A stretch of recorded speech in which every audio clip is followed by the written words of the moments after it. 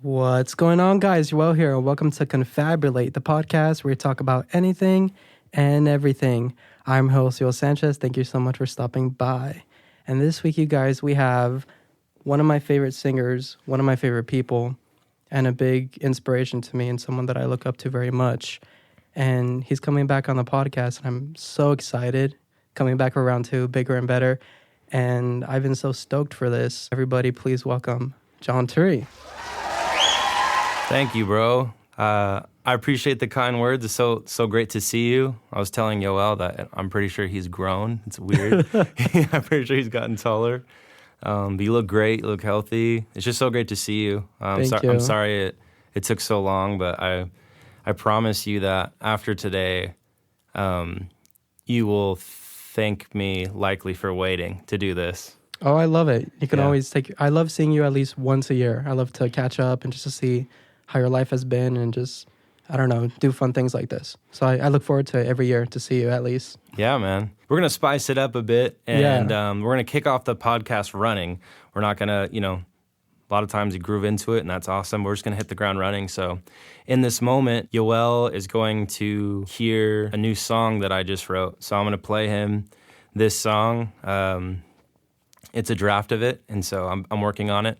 My wife's the only person to hear it. And the song is called Can We Always Be This Close? Wow. Yeah. And I'm excited for you to hear it, man. So we're filming this part of the podcast. So if you're listening in this moment, you can see this specific section, and you'll get to see Yoel's reaction. I'm so excited. I'm a little bit of a fan of you. Yeah. So I can't wait. I Thanks, love that man. title. It's so pretty. Thanks, man. Thank you. All right, here we go. Open your eyes. Look. Okay, we're gonna start from the beginning. Okay. And do the whole song. Let's do it, bro. John. Really? Yeah. Bro, thank you, man. Cool, let's do it. John. Are you joking?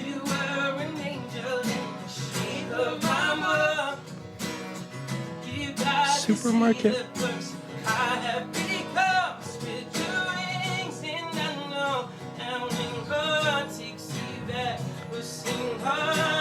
John. I'm shaking.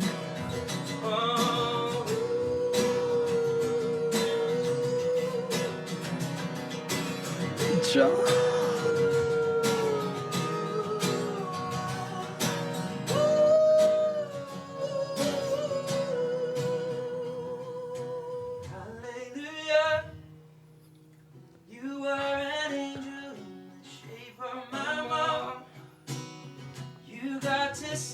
Okay, Harmony. Oh my God. You're home. Dude.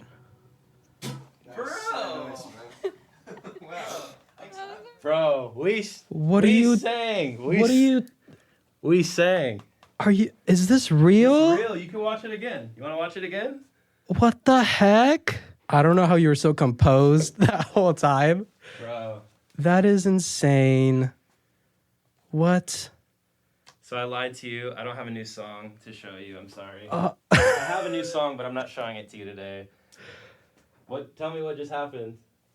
I don't know what just happened. Tell the listeners what just happened. You just sang with Ed Sheeran.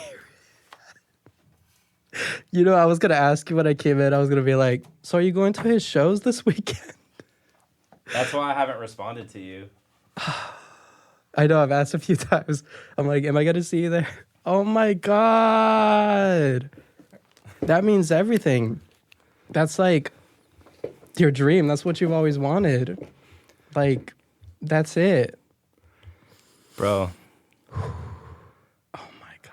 You okay? How you are feeling, I've been feeling since this happened last Thursday. And so I wanted to wait. So there's so many, I know you have so many questions, and I know the podcast is probably going to go a different direction now. But man, I got so much love for you, and you've been such a strong supporter in my corner, and I value you, and there are people that have been in my corner for years, and I really appreciate you. And so I believe in your podcast, and I believe that you have such a gift in this, man. So I can't share about this for 2 weeks. And I wanted my first public explanation of how this happened to be on your podcast. Oh my God. I just All right. I thought it was going to be cool to talk about Timbaland, which is still, don't get me wrong, extremely cool. Yeah. But yeah, man, so this is just like a thank you from me for your support is this. And so I hope that this gives you like an influx of views and listens and everything. I'll tell you the whole story. I just want to let you know that's why we're doing it. I love it. I'm speechless. I have no words. That's insane. So, what did you just see? I just saw you singing with your idol, one of the greatest songwriters, period, greatest singers. And that must have been a dream come true for you. I know you were posting videos on TikTok. You did a cover of Supermarket Flowers that I have a story about. We can talk about it in a bit. But I know you were trying to get his attention, and the fact that this happened, I feel like very quickly. So fast and not so fast. It's like a lot of people are going to see that I did 6 days of tagging him, but Yeah. this has been years in the making, So Okay. this happened last Thursday in LA. And I'm going to go back to 2016, actually. So 2016, some of you guys know my mom passed, and when she passed, I wanted to do something to commemorate her. And I didn't know what that was at first. I just knew it was going to involve music. So when you lose someone, you're just trying to survive, and it was tough. Like I told you last time on the podcast. I mean, I'll always be honest with people. Like, I'm a very confident person, and I believe in myself. But that season destroyed me, and and it was just like I was hanging on by a thread. And in 2017, Ed released Supermarket Flowers, and I knew that when I heard it. Obviously, the song was about losing a mom, but there was like a divine feeling that I felt I needed to do my own version beyond lyrics. Like I knew it. I think also because I looked up, I was like, I don't think his mom passed, and so I knew that he wrote it from his parents' perspective. So I was like, I think somebody who has lost their mom needs to sing this. So that was kind of the initial inspiration. I started demoing out an arrangement, and which is pretty much his arrangement, and except I added a cello part. Released the cover on Mother's Day 2017, and I did it selfishly to just process what I was feeling. A lot of times Ed calls himself a selfish songwriter. They're like, people will ask him, who do you write songs for? Who do you write songs for? Do you write it for your fans or whoever? And he's like, no, I write songs for myself because it makes me feel better. I get all of it out, and then I feel better. And I just needed to get a lot of it out. And so it was really difficult to do that cover, and you kind of see it at the end of the video. All of a sudden, there's like this flood of emotions. And I thought that I would cry while singing, but I actually didn't. And I was wondering why I wasn't crying. And then it was the end that it just comes out. So anyway, I released that cover, and I was blown away by the response. Like I didn't post it to get views or anything, but then I started getting messages from people from Indonesia, from the Philippines, from Australia, from the UK, from everywhere, who were like, man, I lost my mom, or I lost my grandma, who was like, played the role of being my mom. And it was like such a blessing to connect with that community. it was healing to just have this grieving community and connect with them. Years passed, and the cover would get more and more views, and a lot of times an influx of views around Mother's Day for different countries. So like you would always get an influx for USA Mother's Day, then Mexican Mother's Day, UK Mother's Day. Yeah. And the comments were always like so moving. There was one comment that I got that was like, you know, my mom and I don't have the greatest relationship, and this cover makes me want to change that. Wow. And they're like, your music makes me want to change that, so I'm going to try. And dude, that's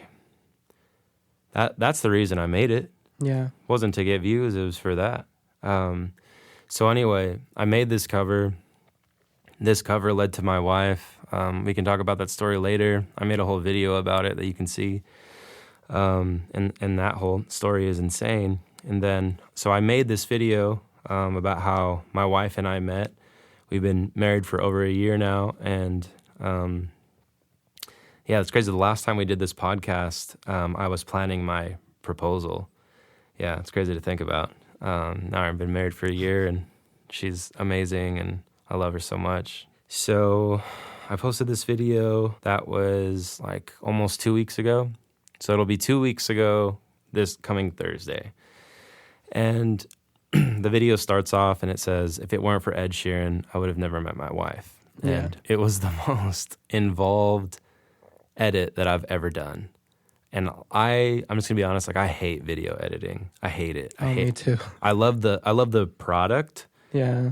But the past like I would say year and a half, I've gotten into it. And then when I started the Wouldn't Mind marketing, I really got into the editing. Like you saw the videos I was posting, and Yeah. and then I've just been doing more clever edits. And you know, I'll ask Gabe like, oh, how do you do this? And he'll tell me. But I just like I'm very of the mindset of like I don't like to have to be bound to people. Like I want to learn things, which is why I got into production and stuff like that. So I was like, I just need to learn Final Cut so that I can just do it on my own. This video took me 3 weeks to make. We reenacted some of the airport moments and in San Jose, which was hilarious because security was all like, what the heck is going on? Yeah. But yeah, so I posted it, and then, you know, I'm a dreamer, and I've always been that way. I'm all about, not to be corny, but it's just like, it's so important to take chances. And I think when you lose somebody, you realize in a very tangible human sense of how fragile life is and how important it is to just go for it, and go for it for the sake of going for it, not for expecting the reward. Because anytime you go for something, the encouraging things is that about going for something is that you're never going backwards. Like you may not have reached whatever goal or got the outcome, but at least you're not going backwards. And that's encouraging, because when you think about if you're running 10 miles, and as long as you are not going backwards, you are getting closer. So if accomplishing your goal as a podcaster, as a creative, as a student, as a doctor, if it's at mile 8 and you really went for it at mile 5 and it got you a little bit closer, like if you knew at mile 8 you were going to reach your goal, you would just keep, you know what I mean? Like you'd be so more positive about it. You don't know which mile that's going to happen, but it's like so cool to me that is, yeah, maybe you tried and didn't happen, but at least you're not going backwards. Yeah. So I've been taking swings for years, and I've always been that way. It's been a long ride, but it's also been like great. In a lot of ways, it's like just beginning. And so anyway, I posted that video, and at the end, you know, I asked people if they want to tag Ed, like that would be cool. And so I got a good amount of activity, and then on TikTok it got a lot more. Like it's a longer video, and so it's 4 minutes. You know, people kind of get antsy around the 45-second mark, and I tried to make the video as engaging as possible, but you get to a point where you can't shorten the story. Like if you shorten the story too much, you take away the arc and you take away what's special about the story. So I just didn't care. I was like, I'm proud of the video and the story, and people were tagging him, and the tags started to add up. But I really thought about it. I was like, man, Ed must get at least 1,000 tags an hour, like at least. So just kept tagging him. I had a whole idea of like a campaign I wanted to do. So I was like, all right, like I'm gonna do like day 1, the main video, then day 2 of tagging Ed, then day 3. So I was chopping up the video about my wife and me, and then I was gonna chop up the main cover, and then I had this idea for a campaign to go in front of every single venue he's gonna play in California and record myself singing Supermarket Flowers in front of every single one. Wow. Yeah, so that was the plan. Yeah. And then I'll get to the part you want to hear. But just to give people a setup of what's happening or what has happened. So 3 days go by.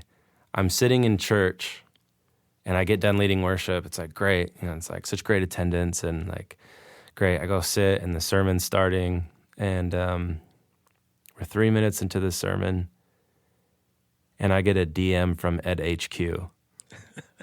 Which, for those of you who don't know, it's the only profile that Ed Sheeran follows back on Instagram.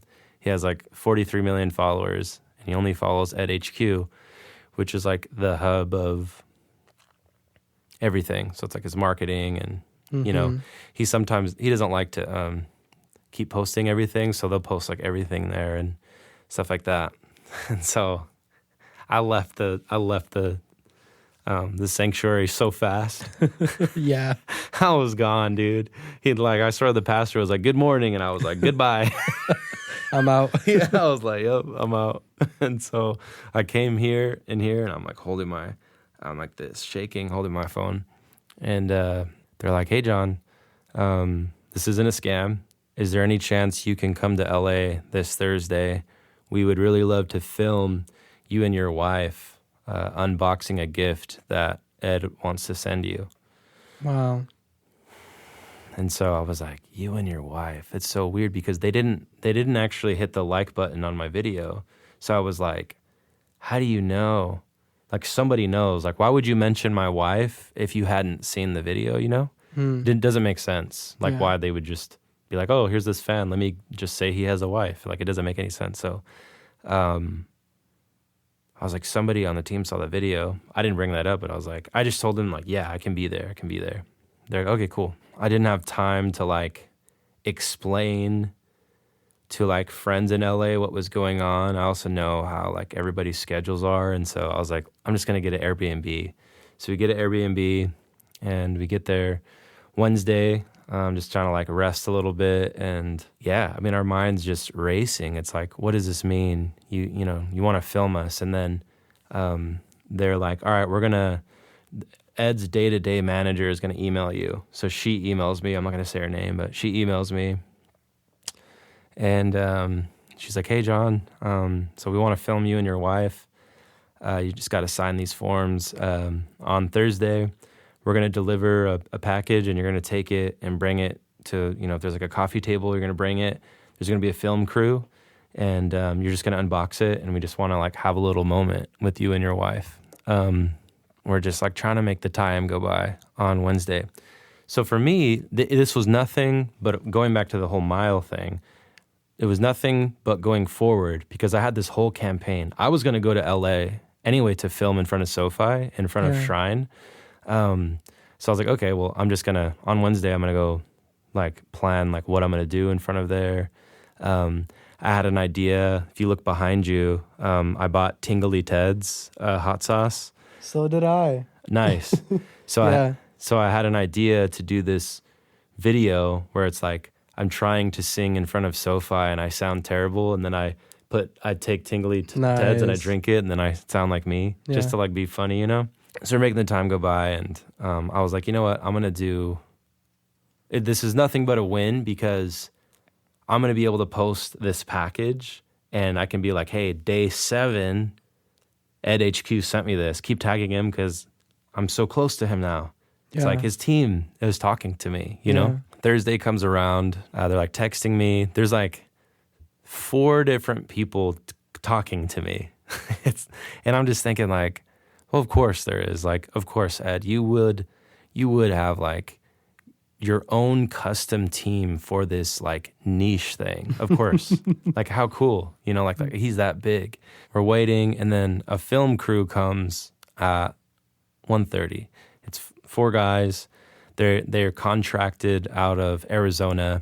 They don't work for Ed or for Atlantic Records, so they're just contracted. And when I found that out, it actually made me feel a lot more comfortable, because I'm like, oh, I'm not dealing with people who like hang out with him and know him super well. And so like, even though I feel very comfortable in front of strangers, like I just feel like I would have been very on guard and like super aware of everything I was doing if it was like somebody who was with Ed all the time. Mm-hmm. They come in, we're in a space that's probably like 70% smaller than this space. There's a couch and everything, which you saw. And they're really cool. They're like, hey man, like the package is like 40 minutes late, so we're just gonna have to hang out. So I'm just vibing with them, talking to them about Final Cut, and they're really cool guys. I'm getting to learn about their business. And then the time goes by. They're like, okay, John, so you're gonna hear a knock, go to the door, answer it. We're gonna be filming. Take the box. You're the second one we've done today. The boxes are different sizes. Take the box, put it on the coffee table, and yeah, you and your wife will be filmed opening the box. So I'm like, okay, dope. So I hear boom, boom, boom. Like, it was like a rhythmic knock, actually. I think it was like, boom, like something like that. Yeah, but it was loud. Like, it made me jump. Yeah. And maybe I can take the sample of knock, knock, knock on your hotel. But so I'm like, all right, I'm going to go get this box. So I open this door, and it's Ed Sheeran. I can't. He's the package. Bro, it's like you see stuff like this before. Like I've seen like The Rock surprise someone, or you see it, but like yeah. I wasn't thinking that way, because it's like there's so many things that happen in life where like you get your hopes up and it doesn't happen. And I, honestly, like I was just so grateful that Ed HQ was talking to me. I was so focused, like this is a step forward in my campaign. Like I am so much closer than like 95% of the world to Ed Sheeran right now because of Ed HQ. So there was maybe 5% of me that was like, this could happen. But I was honest, and they were like, "Hey, man," like, they were so insistent, like, "Yeah, you're just gonna get this box," and like, best poker face like ever, and they knew what was gonna happen. So I'm just like, I open this door, and I'm looking at Ed, and I have like a time lapse of over 10 years of seeing this human being, and I can't. It's really, really difficult to describe. I think a lot of times people say like, oh, it was like an out-of-body experience. Like this truly was. Like it felt that way. And like I've seen this moment in my head so many times. But it was like so many memories flew by. Like my mom telling me that I would always meet him and that I would always sing with him. And like then it was like all the Ed songs that I've learned over the years, all the weddings I've sung at and all the Ed songs I've had to sing, like just all the interview, like it was just like, it was all going. And then even just like the Google search one day that I did of his height, I was like, oh my God, they got his height is right. He is 5'8". It's like random stuff. And you want to know the first words that what the first words I said to Ed Sheeran were? Holy shit. Bro. Understandable. Bro, like I really like, I wasn't expecting it. Like I really wasn't. Like, I just not, for like 5% of me, but it was just like, that 5%, I wasn't feeling that at all, And he laughs. He's like, bro, give me a hug. Aww. He like gives me a hug, and he comes in and I'm looking at him and I'm like, it's really you. And he's like, yeah, bro. And he has his guitar. He comes in. Danny's already crying. That's what wives do. They just cry, which is great. And it's really sweet. Like I couldn't look at her because it's just like, yeah. But Yoel, it's like so hard to process this moment. Like try to fathom that moment where you really don't. It would already be a lot if you knew. That, like if they told me like, yeah, like you're gonna meet Ed, that would already been a lot.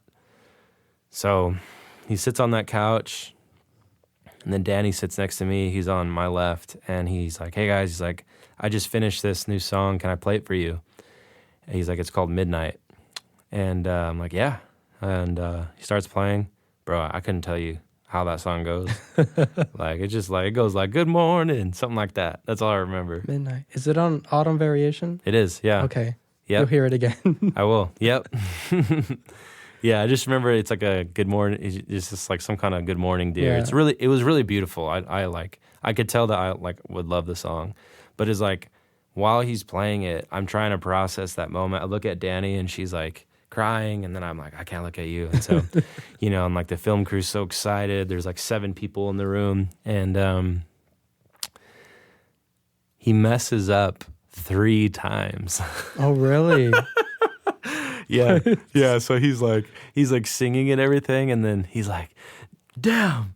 He's like, and then he like touches my shoulder. He's like, bro, I'm so sorry. Then he goes again. He's like, oh my God. He's like, John, I'm sorry. He's just like, I'm like, bro, like, you could literally sound like a dying cat. I would not care, bro.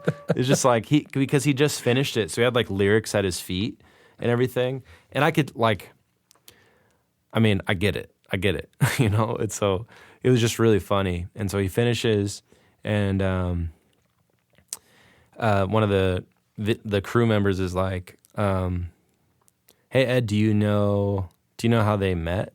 He's like, well, on the drive here, my team told me that you guys met because of a song of mine. And I was like, well, that's like not wrong, but I could tell that he knew nothing about us really. Wow. I knew that he didn't know anything about me. He didn't know I was musical. He literally knew nothing other than that detail, which it's fine. So I was like, okay, can we explain? Or like, can I tell you the story? He's like, yeah. So I'm talking so fast because I know how busy he is. Well, like I have an idea, and I'm like, hey man, I'm talking fast because like you're busy. And he's like, no. He's like, I'm here. Take your time. Wow. Yeah. And I was like, man, he's so sweet. That's amazing. Yeah, it's like if you meet your heroes, it's like you hope that they're everything you think they are, and he's just as sweet as you think and more. Like, so I tell him everything, and he's like amazed. He lost his friend Jamal, as you know, and so I opened up about my mom, and it was an emotional time. Like I could tell, like he was kind of opening up, and my wife explains to him like the moment of YouTube and coming across my video, and I even had this moment where I was like, yeah, dude, so I just like bought a ticket and flew 3,000 miles, and I was like, wait, 3,000 miles? I was like, what is that in meters? I was like, I'm sorry. And he's like, no, mate, we say miles too. And I was like, oh my God, I'm such an idiot. I actually just remembered that now. It's such a minor, because we had like 30 minutes together. Wow. And he's like, wow, like, that's amazing. And then I feel the moment about to end. Like, you know, when you're talking with somebody, you feel the moment wrapping up, and it's not bad. Like, we could just feel it. Yeah. I feel the moment ending, and I was like, I'm going to shoot my shot. So I was like, yo, Ed, I got to be honest. And he turns and he looks at me. We're inches apart. He looks me in the eye, and I'm just thinking, like, I can't believe I have the courage to do this. I'm like, I got to be honest. He looks at me. I'm like, how many likes is it going to take for us to sing together? And he's like, we could sing right now. And I'm like, whoa. And I'm thinking, like, you don't even know that I can sing. I was like, really? He's like, what do you want to sing? I was like, we have to sing Supermarket Flowers. He's like, bro. He's like, that song takes so much out of me emotionally. Yeah. I've only done it a handful of times, but he's like, I want to do it with you. And so I'm like, all right, I have my guitar. He's like, go get it.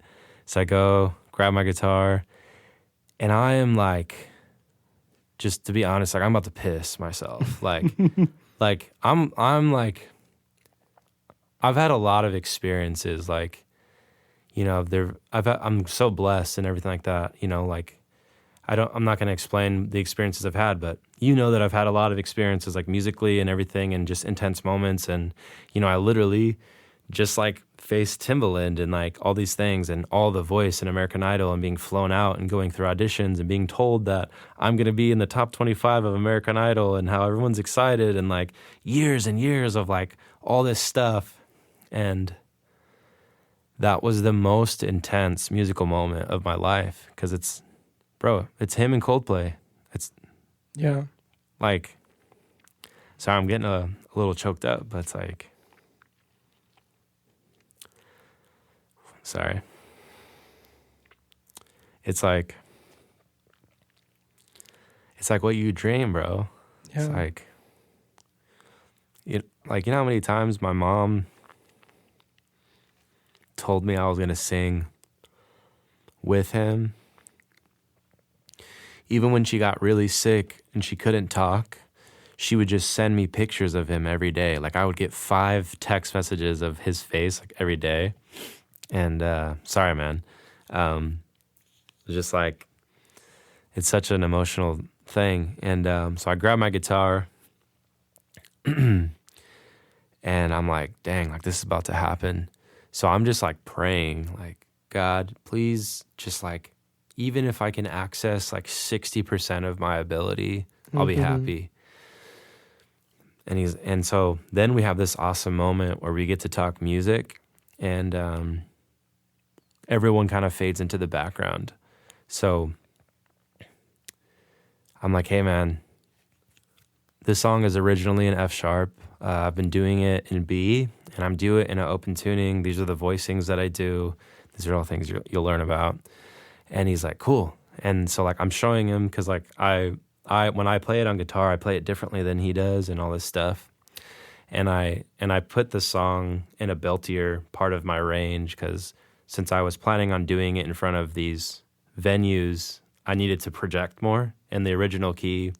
I think that song should be in the original key, but for the sake of being in front of venues, it needed to be higher. Anyway, that's like a technical thing. So I had it in this other key, and I like to play in open tunings. And I'm like, is that okay? Like, it's your song. Like, he's like, I want to do whatever you want to do. So I'm like, it's just so cool to talk music, you know? Because I was like, of course, like he knows everything I'm saying, but it's like cool to see in person that he does. So I see him like messing with his guitar to make it match mine. And I sit down and I sing a chorus. So I just sing the hallelujah part. And that's the part you see at the beginning where he's like, man, you have a beautiful voice. Beautiful voice. Really? Yeah. Bro, thank you, man. Oh my God. And I just like I believe in myself, and like I've been told that before, and I'm so grateful for like the support I have, and I believe that. But to hear that from Ed Sheeran is like, yeah, I can't describe it, dude. Especially because he was hearing me sing when I'm like struggling. Yeah. You know what I'm saying?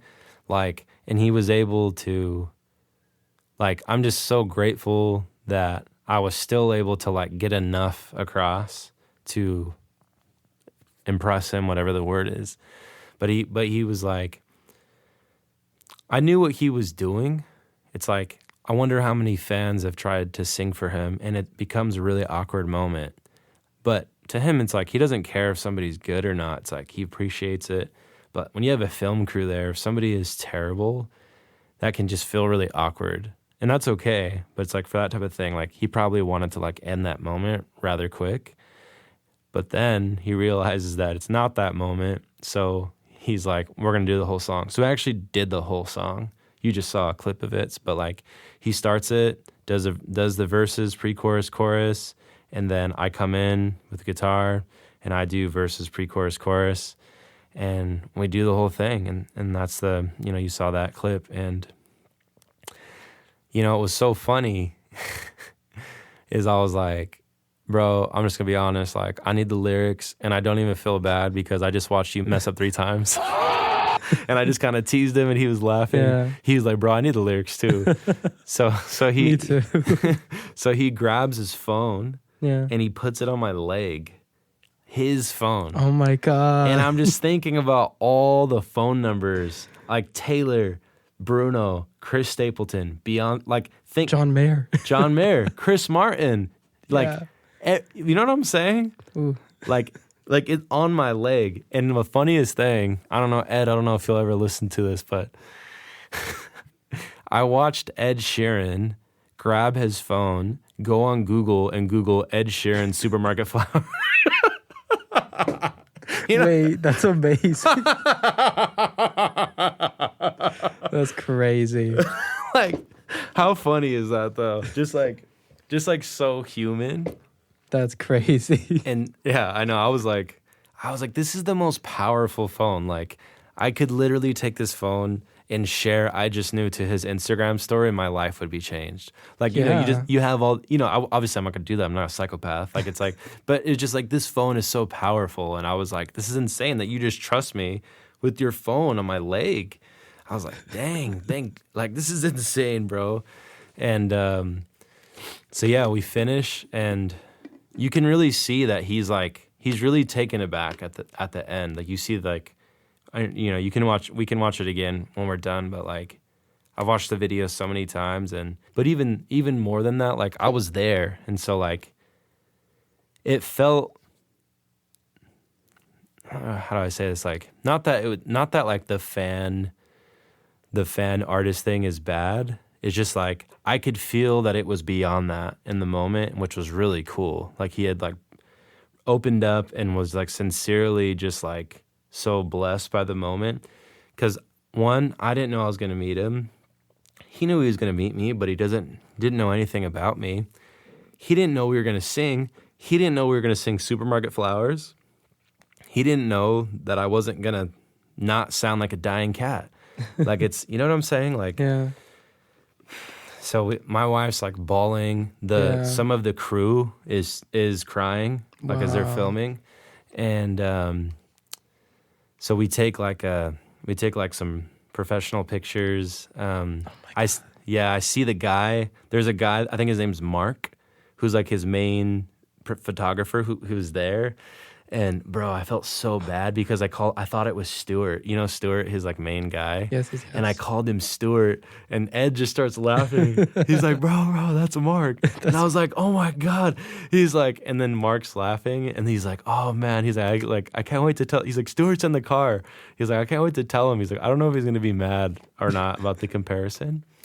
And he signed the lyrics to Midnight, and gave it to us. And then this is my favorite part that I'm getting to next. I'm sorry this is so long. I mean, I can I can cut it up and whatever and make it sound. I love it. Take your time. Okay. It's just like, yeah, I feel like people are going to like skip ahead because of like the whole build up to it. But it's just like, I love context. And so he's about to leave. And thank God for my wife. She's like, John, you have to tell him the other story. And I'm like, oh my God, I was like, I love you. Oh my God. Because this moment, I'm just going to put this out into the universe, might change my life. So we're just putting it out to the universe right now. Okay. So 6 years ago, I watched an interview of Ed, and he talks about a childhood game that he liked to play. And so some of you know Dungeons and Dragons. It's like a really nerdy game. You have like figurines and you roll dice. Yeah. So there's an even nerdier game than that. It's called Warhammer. And you buy figurines and you primer them. They're like, a couple, like an inch big. And they're like knights and goblins and wizards and vampires. And you paint them and you roll dice. And it's really nerdy. I played that growing up, and so did Ed. But he could never afford his own figurines. And so, because they're expensive. So when he first got money, when he was on his first big tour, he went to a store and he bought a bunch of the figurines, and he would paint them on the tour bus. So then I was like, all right, I'm going to buy him a nice Warhammer figurine, put my music on a flash drive, and mail a package to Atlantic Records UK, hoping he gets it. I knew he wasn't going to get it, but you got to try. So it was like 6 years ago in January. That like March, I get the package back, and it's like thrashed. It's my God. Yeah, there's like marks on it. It's like red marker, stickers, like Whoa. things are crossed out because it had been to like so many things Yeah. because like, you know, they can just reject mail. And I was like, you know what? I'm just going to save this because one day I'm going to be able to give it to him. So I tell Ed this whole story and he's like, John, Warhammer. He looks at me and he's like, he's like, you played Warhammer? And he looks at his friends to the side because one of his high school friends is his main videographer. And he's like, mates, Warhammer is proper nerdy shit. That's what he says. And he looks at me and he's like, what? He's like, what army did you use? And I was like, oh, like it's really nerdy. Well, you could look it up after. Like it's nerdy. Okay. It's like, you know, nerdy, like 40-year-old men living in their mom's basement type of nerdy. And I'm like, oh, I was Wood Elves. And he was like, oh, and like gave me like the biggest like fist bump. I was like so hyped. And I was like, yeah, man, like in the event you somehow or someone from your team got the package, I knew that seeing a Warhammer figurine would keep them from throwing it away. Obviously, nobody from your team got it because it came back to me. But I just had to tell you that story. Like, I wish I had it with me today, but I was like, dude, I didn't know I was going to freaking meet you. And he's like, well, John, here's the thing. He's like, you have my day-to-day manager's email. And he's like, so connect with her after this because I want to get the package from you. And he's like, and also send your music because I would love to hear it. Oh, my God. And I'm like,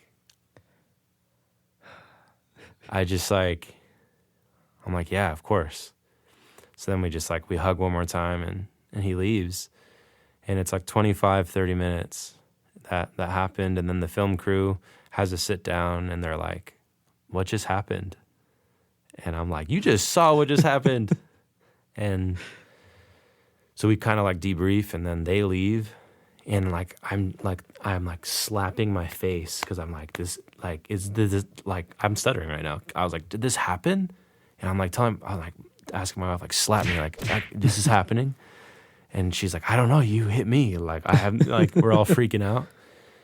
And I called my brother and my sister and to tell them, because, you know, my wife has photos of the moment of us singing, and that video you saw, she recorded.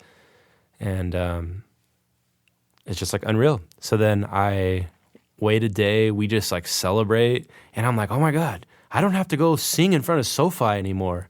I was like, oh my God, like, I was like, do I keep tagging? I was like, I don't think so, because what if he sees it and he's like, dude, are you like ungrateful? Like, you know what I'm saying? So I was like, I'm not going to tag him anymore. Like, yeah, I would love to sing with him at Levi's Stadium, but like, I feel like I got something so much better. Like, we're literally on a couch, and because a lot of times when you sing, when like someone comes up during a Coldplay concert or whatever, it's like they have that moment and that's it. There's no follow-up.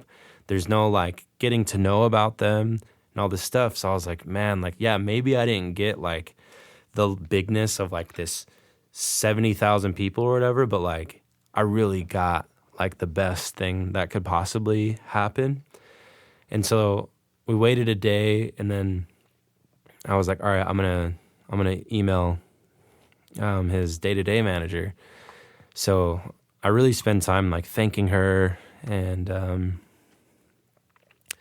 because she really was so instrumental. I think she didn't tell me, but I think she was the one who saw the video, and she was the one who let Ed HQ know.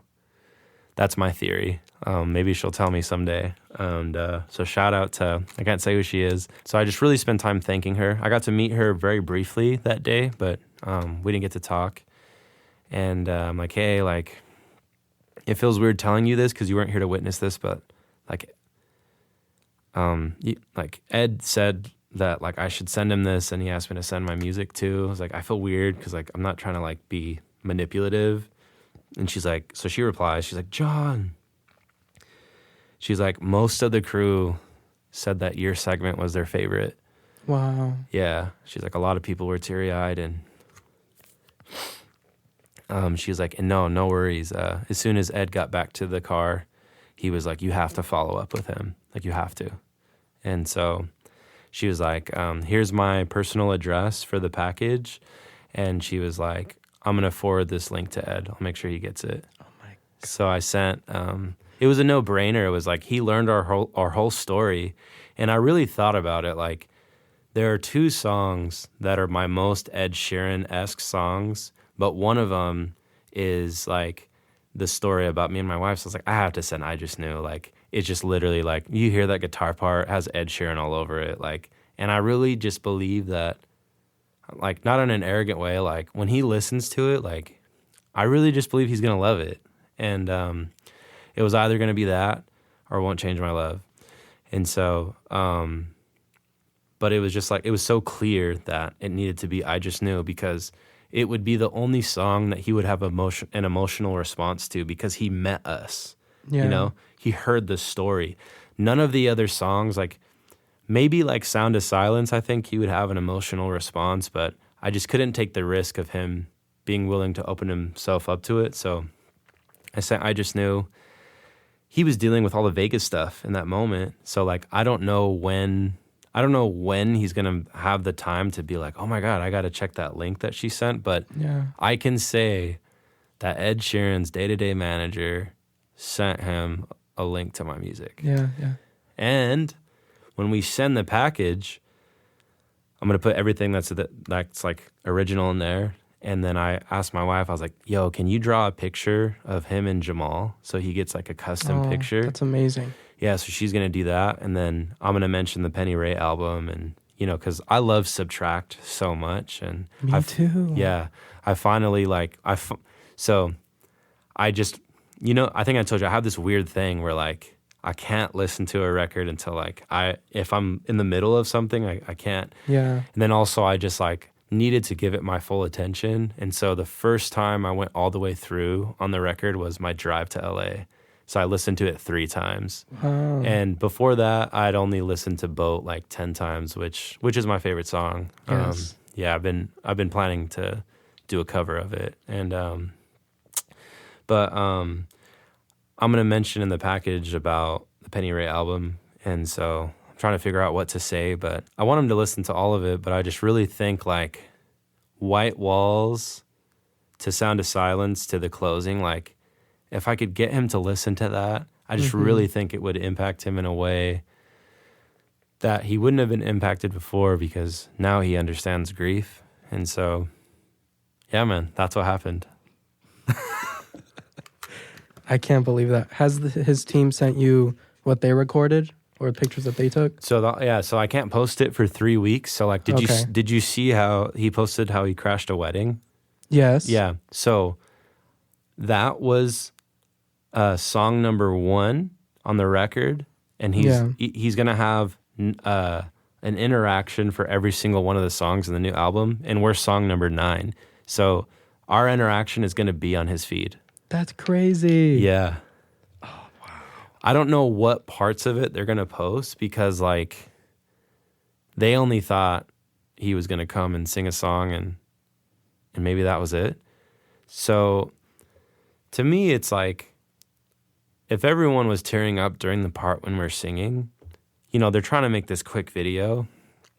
I hope that they show us singing, but even if they don't, I'm posting that. Yeah. And dude, like that, I've never had a video go viral before, but I think that video is going to go viral. Of course. Because like I only posted day 6 of tagging him, but like all those people are going to come back. And then it's like people love seeing like people who were on a journey. So then it's going to make people go back to the video about my wife and me. And then it's going to make people go to the Supermarket Flowers cover. So it's going to keep feeding. And so like, I think even if they don't post it, I think it's still going to get attention. Wow. So my prayer is like, he listens to, like, you know, I'm a dreamer. So it's like, my prayer is like, he listens to it and he's like, I got to hear more. Yeah. And he's like, all right, man, let's talk about getting you on Gingerbread Man Records. That's his own record label. Yes. So that's the dream. That's incredible. You're still pinching yourself or trying to take it all in? Yeah, I think I'm just like, it hasn't settled. I want to post about it so bad, And I also feel bad that I haven't. I felt bad for not telling you if I was going to the show or not. I also felt bad for not continuing to tag because, like, I think people think I gave up. You know what I'm saying? Like, all those people, like, because people were invested. And it's not like I had millions of people or whatever, but they're, you know, like, you were tagging him. You posted that one comment that made me laugh, like, you'll be hearing from me. And Yeah. so it's like, yeah, now they don't have to hear from you. Thank God. Yeah. I was ready. Yeah. I was sharpening my blade. But are you going to Fox Theater or to Levi's Friday, Saturday? So we have to decide. I would like, you know, I think there's still some tickets available. I think we're going to go to Levi's. My plan is, like, if we go, then I'm just going to be like, hey, like, have a great show tonight. Like, I hope all the logistics are going well. Like, we're here tonight. And then maybe she'll, like, be like, yo, like, John's here and all this stuff. And who knows, maybe he has in his head, like, man, should I do Supermarket Flowers? Like, you know, I just, like, if he does Supermarket Flowers, there's no way he can't think of me. Like, what's so cool is, like, I just think when he thinks of that song, he's going to think about me now. And that's, like, really cool. And in 2018, I tweeted in August during the Divide tour, I tweeted, hey, Ed, I think I said this in the last podcast. Have a good show tonight. I'll be there. If you need help with Supermarket Flowers, let me know. Yeah. And now I have this video. It's like, Yeah. it's crazy. Oh my goodness. Oh, I love that. Can I tell you about my connection to your Supermarket Flowers cover? Yeah. I told Victoria when I recorded with her. I haven't listened to the whole episode. Yeah, I haven't listened to the whole thing yet. Oh, you have to. I had the most amazing time. She's so sweet. Oh yeah, she's great, man. I came across your cover because I also covered it. I think it was the second video I've ever done. I was like 17, and I was watching a bunch of covers of people doing it, and yours came up. But I had no idea who you were. I've never heard of you. I didn't know your name. Really? I had no idea who you were. So I saw your cover, and I saw it a few times because it was so amazing. The production, how it was filmed, the candles, your voice, and just the way you made it your own. I loved it, and it was my favorite cover. Oh, thank you, man. And thanks so much. It's so crazy because here we are years later. I know. And we've recorded twice together. We're good friends. Been to your shows. I never knew who you were. That's insane. And then it never really connected until after. Like, I was like, oh, that's John Turri. That's literally John Turri. Whoa, I didn't know. So I thought Gabe showed you. Yeah, I didn't know that, man. That's really cool. No, I knew of it since the beginning. Dang, that's really cool. Yeah. That's awesome. Wow, dude. Yeah, thanks for sharing that. That's a trip. Bro. And your run at the very end still gets me to this day. I don't remember what I do, bro. The you're home. How you end it. Oh, That's what I love. Gets me every time.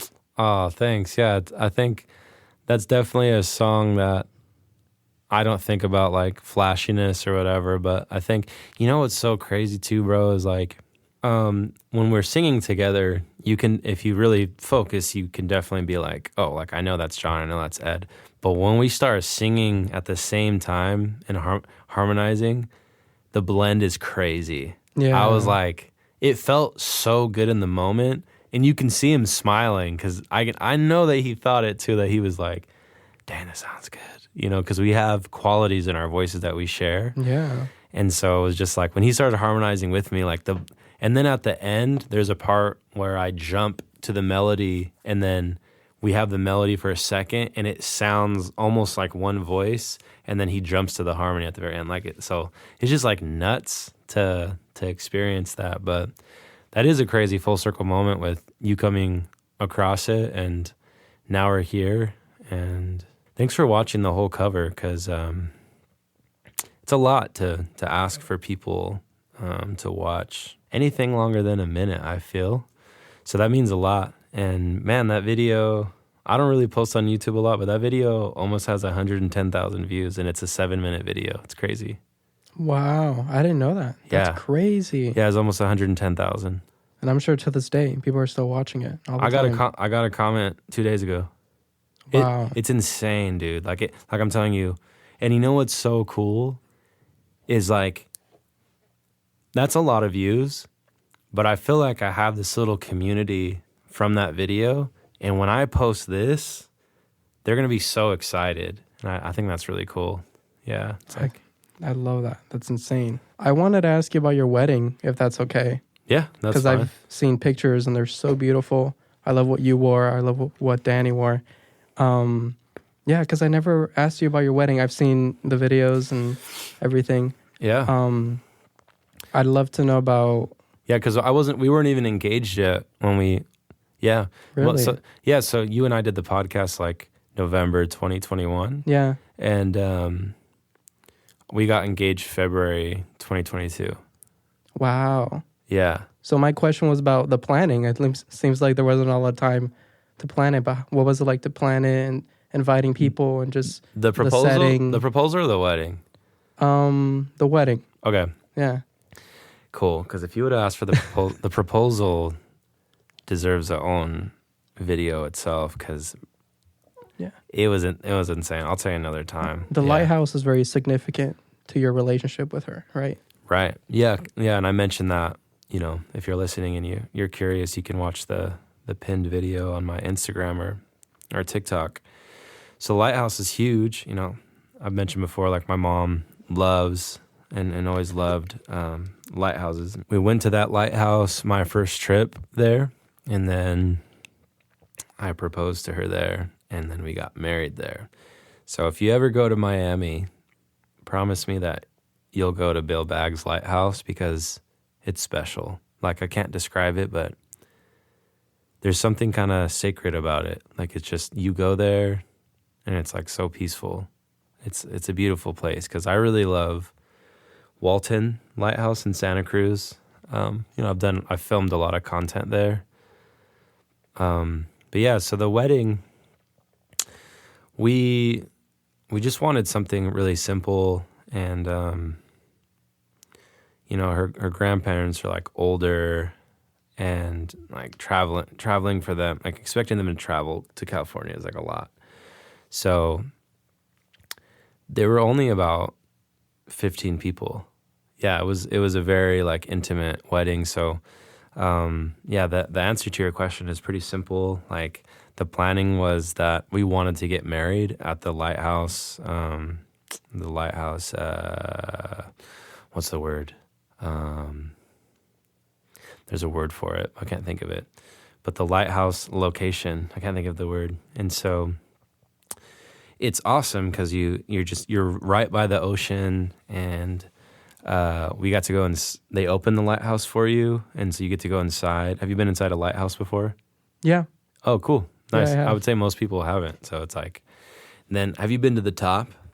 Yeah. There's Oh. one in Puerto Rico that's really pretty. Oh, I've cool. been to a few times. Oh, cool, man. Yeah, you have to tell me so I would love to see it. That's like one of our things now is we go to different lighthouses and take pictures and stuff like that. So you get to go to the top, and it's a pretty high one too, and you get to go outside the top and like walk around it. But yeah, so it was just like, my brother and my dad and some of her family and friends, and it was really intimate.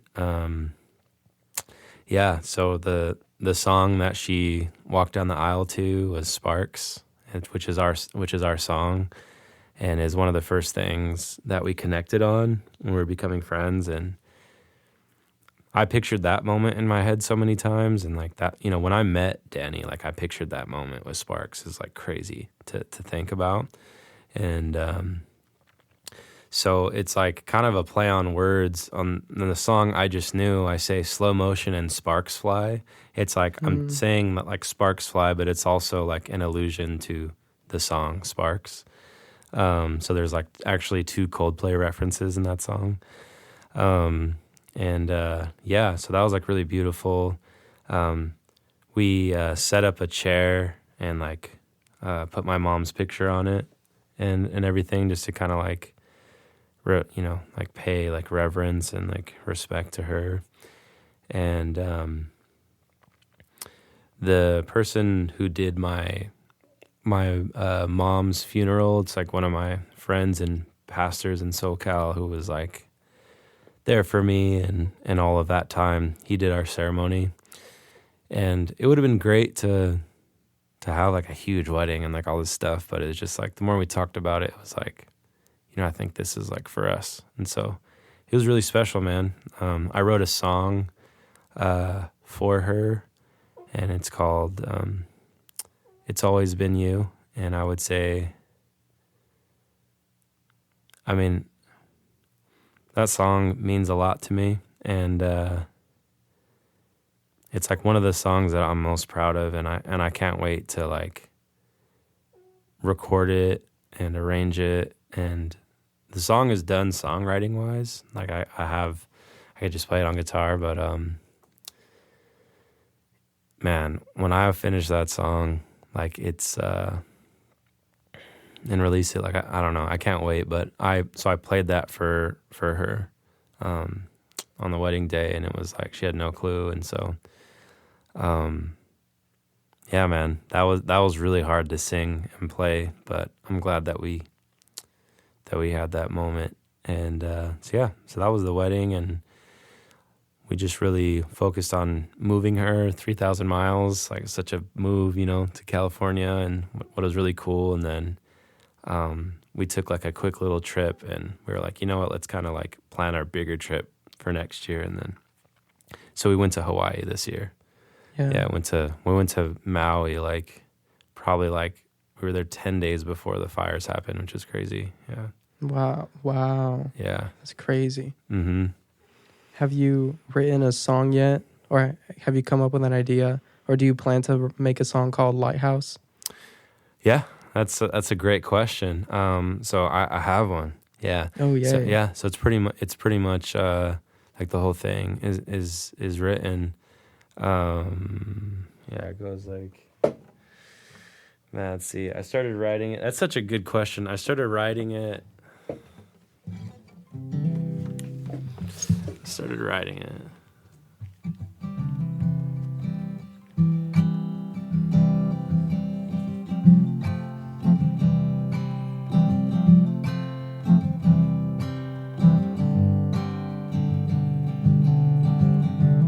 that's like the vibe.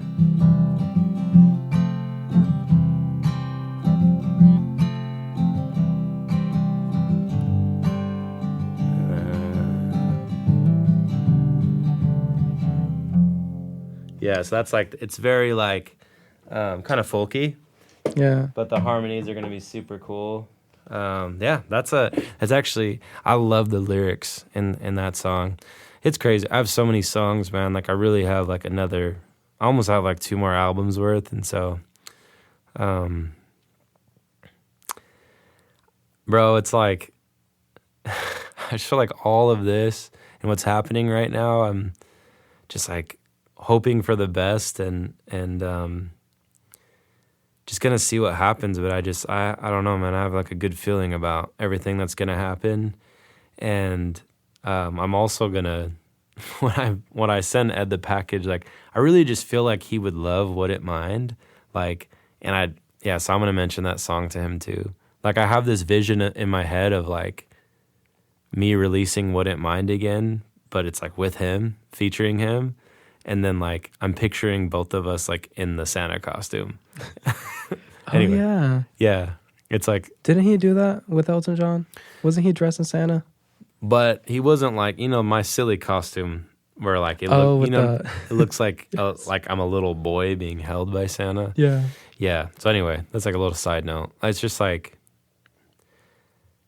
there's just so many songs, bro, and I would love to talk to him about them all. So it's like, yeah. But anyway, to answer your question, there is a song called Lighthouse. Good. Yeah, because Kelly has a song called Lighthouse from her new album, Chemistry. Really? Yeah, when I saw it, I was like, ooh, John Turri. But I listened to hers, and it's just straight up ballad, and it's very sad. It's about divorce. It's very sad. Whoa. But it's really good. Did you watch the Zane Lowe interview? With her? Mm-hmm. Yeah. Is it good? I've been meaning to. I mean, I love Zane Lowe. I think he's an amazing interviewer. He's one of my favorite interviewers. Yes. Cool. I'll have to check it out. Yeah. Yeah. That interview was really good. Yeah. I just got back from Vegas. I got to see her 2 nights. Yeah, dude. You got to see Aaron too. That's so cool. Yeah, I should have messaged him because I should have messaged him so I can meet him after the show. Yeah. Because I waved at him and he said hi, but he doesn't know who I am. Yeah, I mean, I could have texted him. Like, I would have been like, hey, dude, like, get a picture with them or something. Yeah. Yeah, he appreciates it, though. Like, Kelly is like, that's one of his heroes. That's like, I feel like it's like top 5 for him. It's ultimately Beyonce is like his biggest hero.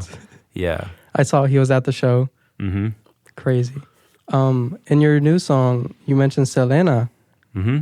Do you like Selena or does your wife like Selena? I grew up with Selena. Nice. Yeah, so you know how when they're like, and I now pronounce you husband and wife? Yeah. When we had that at our wedding, Bitty Bitty Bum Bum played. Oh, I love that. Yeah, and so I don't know. I just start I'm a silly dancer, and so it's like when we were like, they do that, and then it's like, the song plays, and like I just started dancing like crazy. It was ridiculous, but it was super fun. And yeah, dude, that's like Selena is like, I'm half Mexican, and so I've grown up with her music and huge fan. So I wanted, and then also one of the first memories I have with Danny when I flew out to Miami is there was a live band playing in Miami, and it's like outside, like by the beach. There's a lot of people. It's kind of like an amphitheater type of vibe, and they start playing Selena songs, and I'm like, what? And there's a lot of people, so I grabbed her hand and just pull her like across this field, and then like through all these people, and we make our way like all the way to the stage, and we just start dancing. So it was like this really special moment that we had where we danced to Selena, and Bitty Bitty Bum Bum was like that moment. They played like Como la Flor and everything like that, and like Amor Prohibido and stuff like that. But yeah, that was such a big moment. So like I just knew is all about the collection of these moments that happen, and I see my future and everything that was going to happen with Danny, and so I had to mention Selena, so that's why that line's in there. I love it. Thanks. And it's also cool to hear Highway 1 in your song. Yep. It's nice, like we have a local artist here, and to hear it in the song is really cool. Dude, thanks for recognizing that. Yeah, so when I first met Danny at the airport, like we hugged and I saw my whole future. Like I saw everything.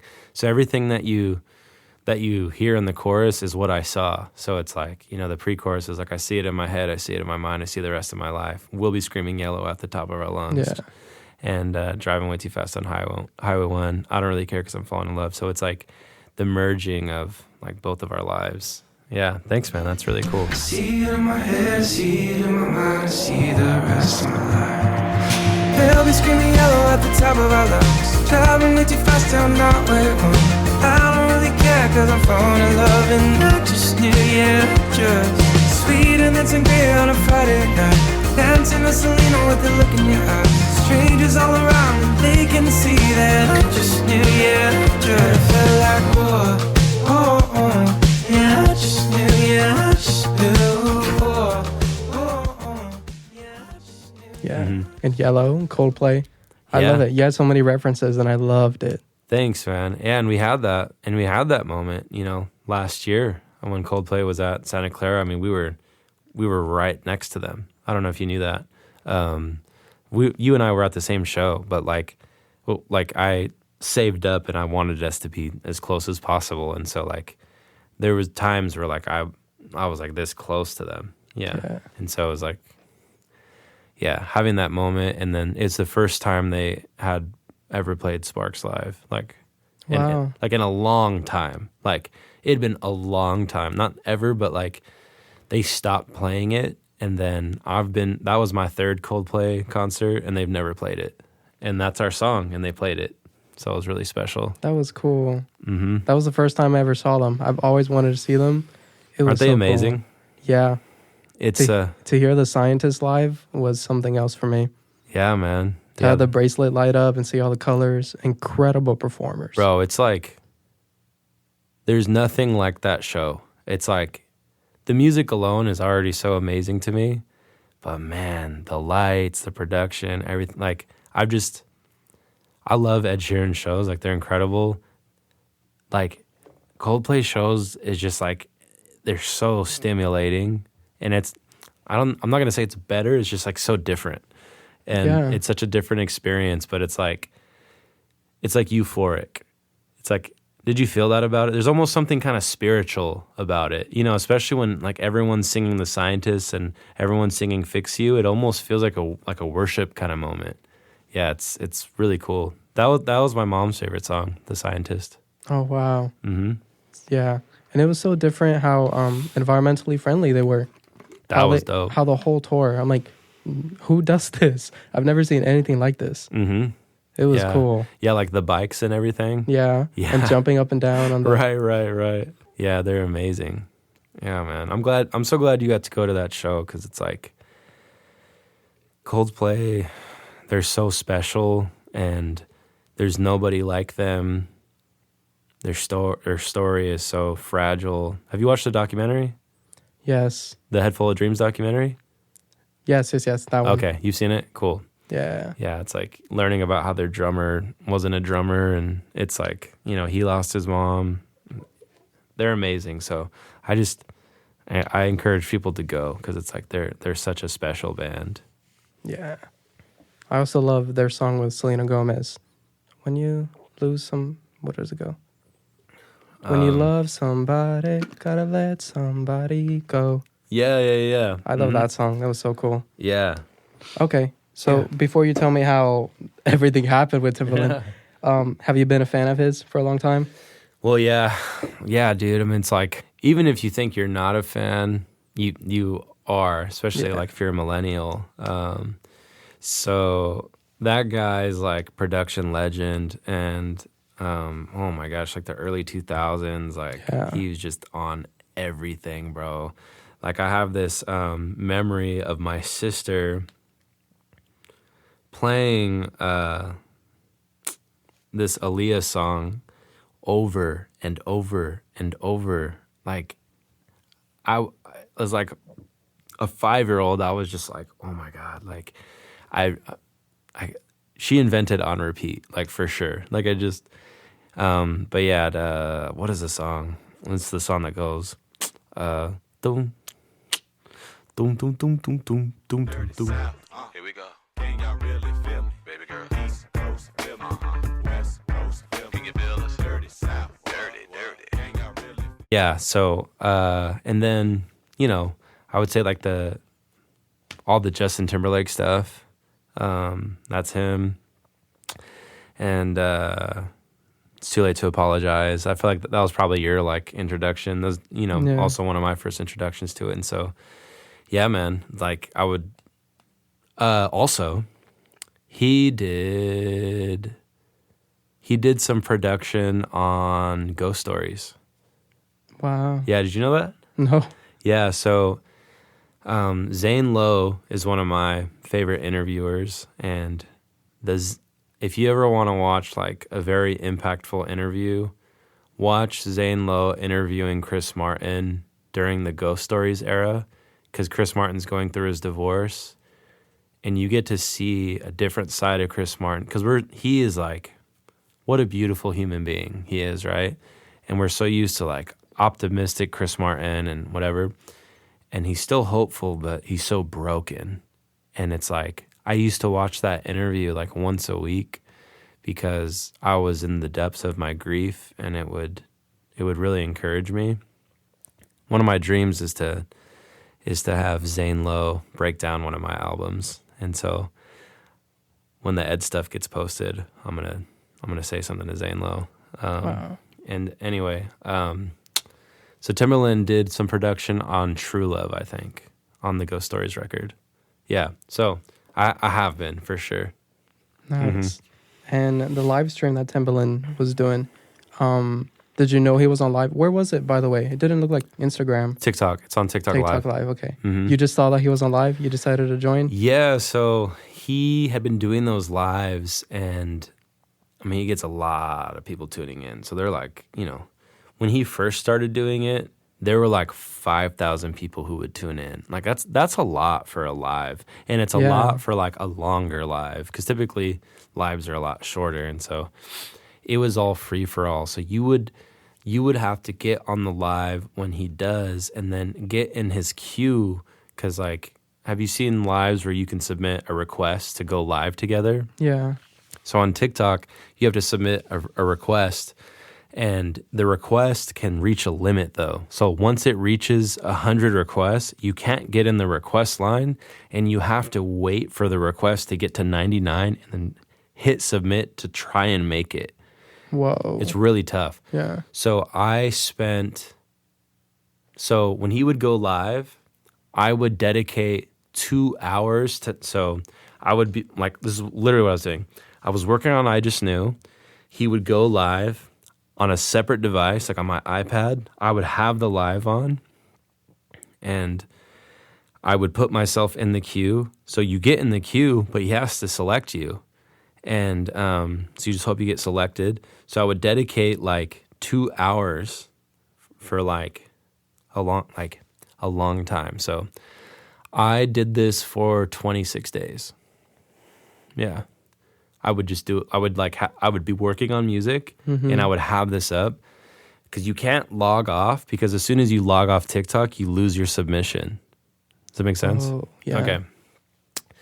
So then one day, and it was like, bro, it was so frustrating, because I was like, you would be waiting for 2 hours and then not get picked. And he is ruthless. Like, he'll play 3 seconds and be like, nah, it's trash. Next. Like, he has like these sound effects too. Like, like, get out of here with that bull. Like, like all the TikTok sounds. And he's ruthless, bro. Like, he had this one guy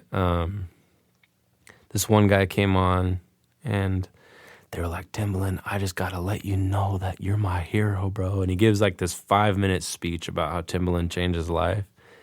And I was like, I know Timbaland isn't going to like soften up because of this. Plays a song, 3 seconds in, Timbaland's like, that was trash. After hearing this whole speech, can you imagine how crushed you would feel? Could you imagine if Kelly was like, you gave this whole speech to Kelly and you're like, I'd have this song, and she was like, that was trash. So unfiltered. I know. I love it. So it was like nerve wracking. Like, I believe in my music and everything, but it was also like, here's the other thing about 26 days of doing this, is I learned his tendencies. I learned what he likes. I learned his mood. So it was interesting. Sometimes he would log on and he would be in a really good mood. Sometimes he'd be in a somewhat good mood. Sometimes he would be neutral mood. He's never in a bad mood. Depending on his mood would really depend on how he would respond. So that's important, because that can really impact how somebody receives a song. And it was weird, bro, because I could kind of figure out when he was going to like a song or not, because I had spent so much time. People would be like, man, I was here last night for 3 hours trying to get on. And I'm like, dude, I've been here 26 days. Like, come to me, come cry when this happens. So I learned a lot. And I learned a sense of humor. I learned, I had a sense of what jokes I could make and not make, which, you know what joke I'm going to get to eventually. And so he posts, he's like, we're going to do a special submission if you email me or email this new link, because typically it would be like, you have whatever you're streaming TikTok on. So say you have TikTok on your phone, then people play their song from a device, and so then the audio from these speakers hits your phone and then comes through his phone. So he's listening to it in such a lessened quality, But that's how he was doing it. So then he was trying a new thing where he was asking you to send the actual file so you could play it from his source. So he did this thing, and I had his notifications on and everything, but I got to a point where I didn't care.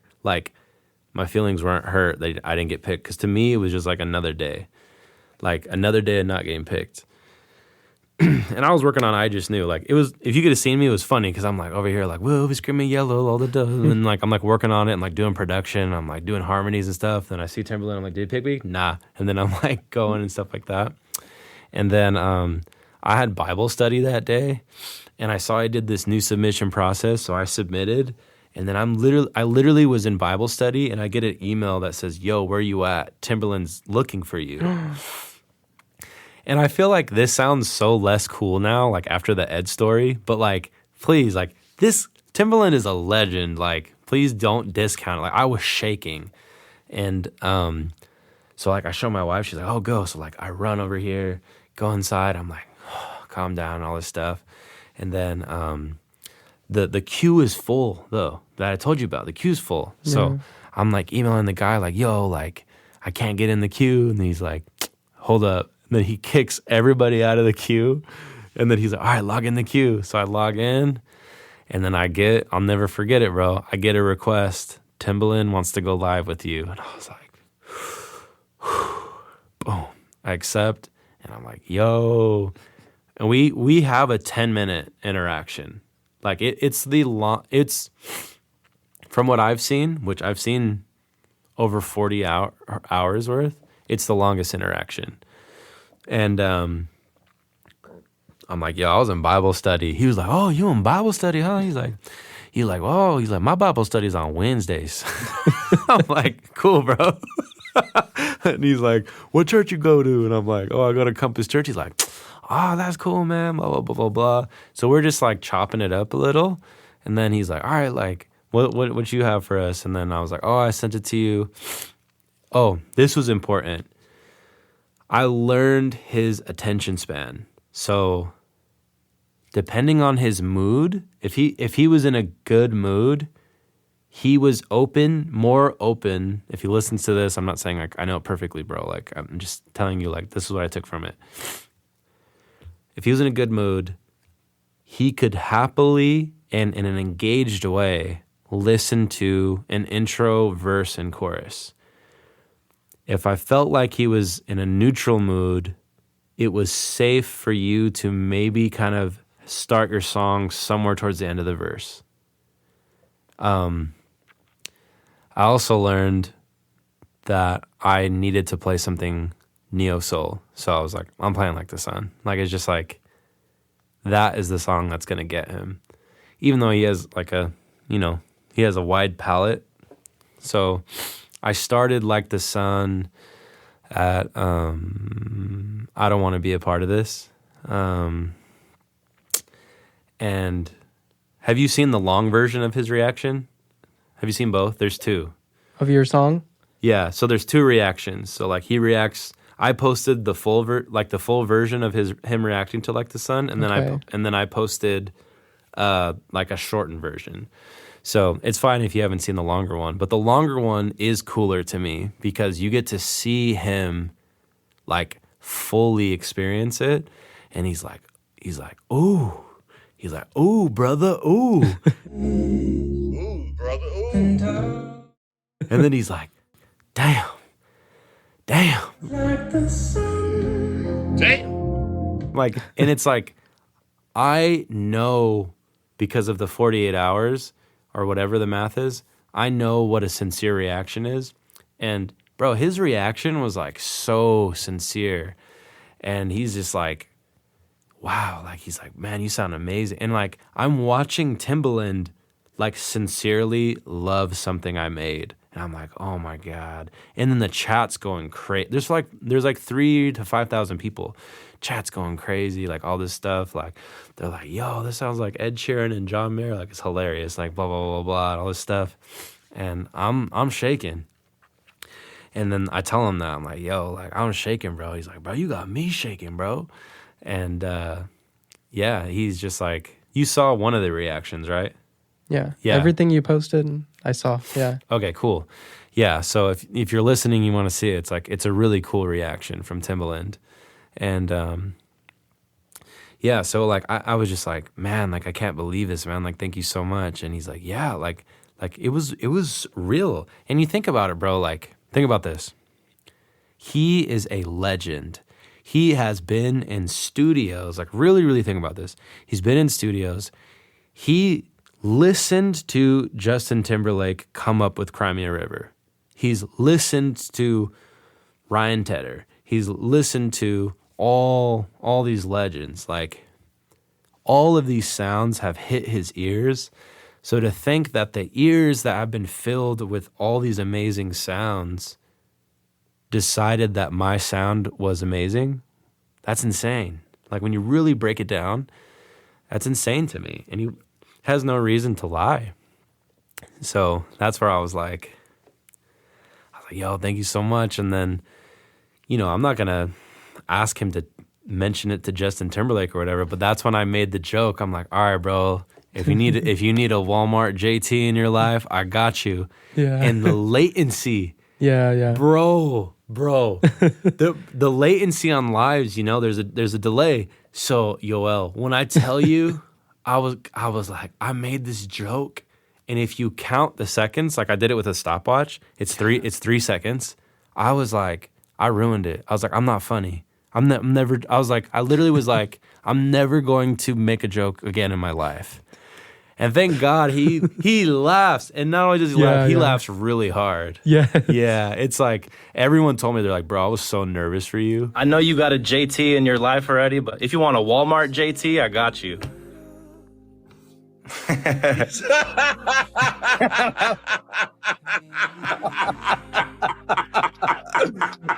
I like him already. I want a Walmart JT.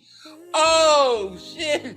I hope somebody recorded that. Boy, you got jokes too. Yeah, like, because you just like, you're so like, oh my God, John, like that wasn't funny. And then he's like, ah. It's like Zootopia when the sloth laughs at the at the DMV. Yeah, it took a minute. Just waiting, like, ah. Yeah. Yeah, man. Yeah, it's like pretty crazy, dude. Yeah. But Like the Sun was perfect to show him. The production there was amazing. Thanks, man. And it's a fan favorite too. That was perfect one to show him. Yeah. I mean, he's R&B, like if there's any kind of genre of him, he's more R&B. So it's like showing him that.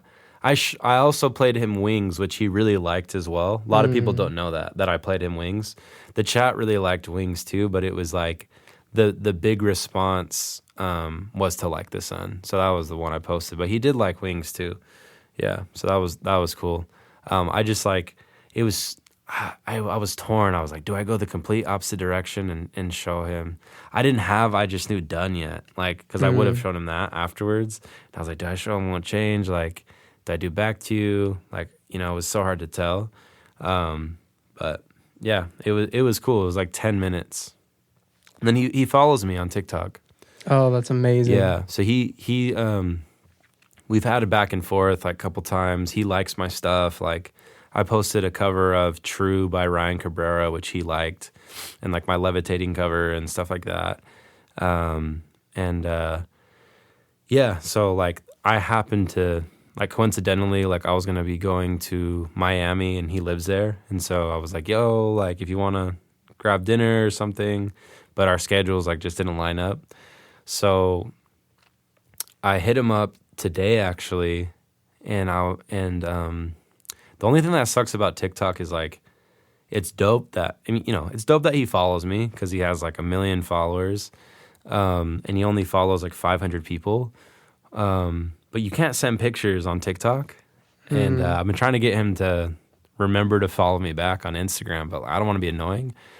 So I thanked him for that moment because, Yoel, that moment was really intense. Like I feel like it's such a disservice because of what we already talked about with Ed, but that moment was intense, bro. Because like there are thousands of people watching, and like he was ripping people apart. He's like trash, like has like cues and everything.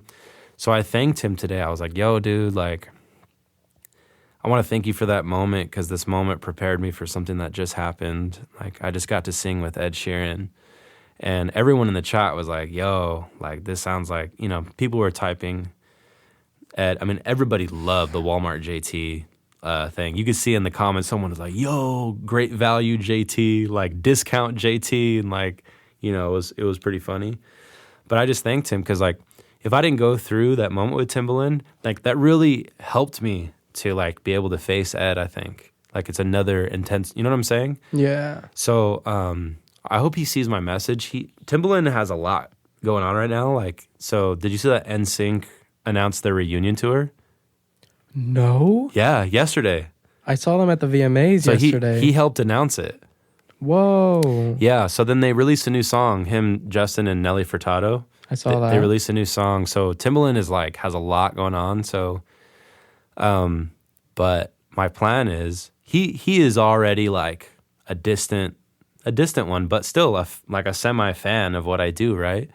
So my plan is to show him the Ed pictures, because like I don't think he'll think I'm lying, but I can't send pictures on TikTok. So I told him that Ed and I sang together, and then I know when he sees the pictures, he's gonna be like, "Yo, like my plan is basically to try to get him to tell Ed to sign me, because like I already have his support. So like if Timbaland tags Ed like, "Yo, sign this man," there ain't no way Ed like can't ignore it. You know, it at least will be a conversation. So that's pretty cool to me. And then also, you'll appreciate this. You know the guitar solo on What It Mind? So did I tell you who plays that? No. So his name's Caleb Quay. He is a guitar legend. So I met him in LA, and there are all these moments that prepared me for Ed, bro. It's crazy. So it's like, I met Caleb, and he told me that he played a little bit of music. And then I Googled him on the way home from LA, and it was like, Caleb Quay, lead guitarist for Elton John, played guitar for Mick Jagger, Paul McCartney, like Holland Oates. Like, I was like, the audacity for this man to say he plays guitar a little bit. So when Elton John was like at the peak of his career, concert attendance wise and stuff, Caleb Quay was his guitar player. Do you know the song Wild Thing? Wild Thing, you make my heart sing. It's like a really old song. That was Caleb Quay when he was like 17. Wow. So anyway, I called him out of the blue, and I was shaking when I called him. And I was like, "Yo, I got this new Christmas song. I'd love for you to play on it." So that's him. He's on What It Mind. And legend. Like, look him up after this. Look him up. It's like insane. So anyway, I mean, you know that when Ed was coming up, Elton was like a mentor. So I hit up Caleb today, and I was like, "Yo, something big just happened. I just like need your prayers." And I sent him a picture of me and Ed. He was like, "Wow, oh my God." And I was like, he was like, "Yeah." He's like, "Let me know if I could be of any help." And I was just thinking, like, Ed was mentored by Elton. Caleb played in my song. Caleb and Elton played together. Like, how crazy is that? You know, so my hope is that, I don't know if he's still in touch with Elton, but he could find a way to get a hold of him. And so who knows? Like, maybe the video gets posted. I'm like, "Yo, he said if you could be of any help, like, can you like hit up Elton or something?" It's just like, it's kind of crazy, the full circle moment, you know? It's crazy. So we'll see what happens from that. But Timbaland was nuts, dude. Like, I would love to do something with him. Yeah, I would love to meet Justin and everything. Like, it would just be great to, because like that comment really made him laugh so hard. Mm-hmm. Like, you know, it's like, so it'd just be cool to have a picture with Justin and like literally tag a Walmart on me or something. Like, it'd be so stupid, but so funny to me. Yeah. Mm-hmm. I want to see the picture of you and Ed. Can you send it to me? I can't send it. See it. I can't send it to you, but I could show you. Oh, I can't wait to see it framed here in your studio. That's gonna be so crazy. Yeah, dude. My last two questions that I ask all of my guests. First one is, what's your favorite Kelly Clarkson song? Wait, you've never done that? You didn't do that with me last time. I didn't do it with you. Oh, okay. Because I was too nervous when I was interviewing you the first time. Oh, okay. But I've been doing it for a while. Okay. Nice. Favorite Kelly Clarkson song? Man, I just feel so lame for. I feel like my answer is so lame, and I'm so sorry. Like, But to it's me, okay, 'cause to me, my answer is so like, because I really feel that this song is one of the best written pop songs of all time. Like, it is incredible, and like, it's so well written. The production is perfect. The style of it, how it's arranged, like her vocal performance is unreal. The conviction, like it is like it's everything that you want something to be. Like it's peak level pop song, like it's peak. Yeah. And so it's Since You've Been Gone. Like, Okay, good. Yeah. I thought you were going to say that. Yeah, it's just like, so it's probably that, and then I would say like Piece by Piece, or is that am I saying the wrong song? Piece by Piece, right? Yeah. Okay, cool. The piano version or the pop version? Probably like the live version that she did on American Idol. Like when she Yeah. came back, she's like super pregnant. Yes. Yeah, that one's just like super heavy. But yeah, I feel freaking lame, bro. But like, dude, it's just like No, it's okay. It's Since You've Been perfect. Gone is just like. It's so simple too. Verses, pre-chorus, chorus. But there's some cool like harmony, like as far as like the chords and the tension that there's really like, so do you know who Rick Beato is? So No. Since you're getting in, I wanted to talk to you about music theory. Yeah. Can we let's talk about that next time, because I do want to hear about that. Okay. So Rick Beato, look him up. He does these song breakdowns. They're called What Makes a Song Great. And he accesses like the separate tracks of these songs. Like he gets them. I don't know how he gets all of them. It's insane. Like he has freaking the tracks for Clocks by Coldplay. Like he's not like a famous guy. I don't know how he gets them. It's freaking crazy. But then he breaks them down. And then he talks about the theory too. He has an episode on Since You've Been Gone. Bro, it's amazing. You're like, watch the episode and listen to it, and you will never hear that song the same, because you're gonna like hear these small little parts now and stuff like that. He does The Scientist. He like he solos Chris's vocal, and you hear that. Oh, cool. Yeah, the interesting thing about The Scientist is Chris played it on the specific piano, and he did this take without the band, and that piano was 20 cents sharp. So if I play The Scientist, the recording, and I play an F on the piano, and then I play an F sharp, you'll notice that The Scientist is in between. And so cents, are like, so you have a dollar and cents, whatever. So cents is a small form of measurement to describe pitch. So The Scientist is like 20 cents sharp, which is interesting. And yeah, anyway, Since You've Been Gone, amazing. Nice. And my very last question is, if you have a question for me, anything at all you want to ask me, I could be very quick with it too, to answer. Yeah. It's very similar to last time. I would say, is this podcast where you thought it would be? And where would it, in your wildest dreams, where would you like to see it go? Where you're just like, okay, like maybe right now in 2023, I never thought it would become what it's become. But if you have a magic wand and your podcast can become what you want it to become, what will it become? So this is like three questions actually in one. So first part, has this podcast become what you thought it would become?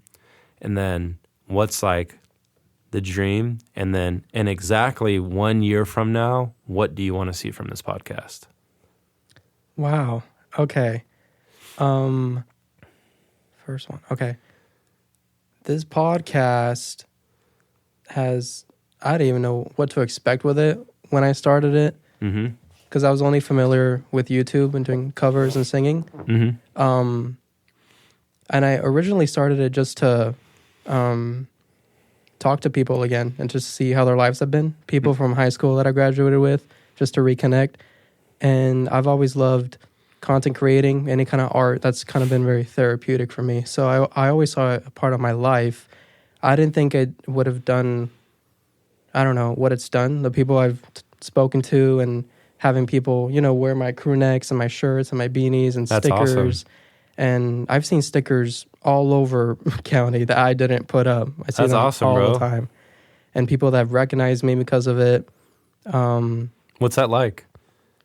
It's unreal because I've never done any videos or episodes for any other reason than for myself, because it's been a necessity for me to do art. So I never cared about numbers or popularity or anything like that. I just did it because I love it. Mm-hmm. So it's really cool. Like, I even did an album breakdown of Jamie Miller, his EP, Yeah. and he saw it and he posted it on his story. That's awesome, man. And I'm like, and Yeah. I sang in every album breakdown, so you got to hear me sing his song. That's really cool. That he told me in person that he loved it. That's and awesome. I was like, whoa, like, I don't know. So I don't know. I didn't have any expectations, but it's not this. It's been really fun. And I love having a platform, and I love that the episodes will always be there. Always. The second one. I actually have another one. Yeah. How do you feel you have grown as an interviewer since the beginning? Like, in what way do you feel like you've grown? In so many ways. I was so shy and timid and scared. A lot of that was just, I was still a kid. Have you listened to the first podcast? You should go back and I listen. don't think I have. You should I go haven't back and listen to see, you know, that's Yeah. cool. I've always been scared, timid, and too worried about people were going to, I don't know, listen too carefully or pick at things or what I'd say or whatever. Mm-hmm. But it was just more, I was still a kid and I had a lot to learn and grow. And I found the love of actually interviewing and just caring about what people have to say. Yeah. So I've grown a lot since Mm-hmm. the very beginning. Mm-hmm.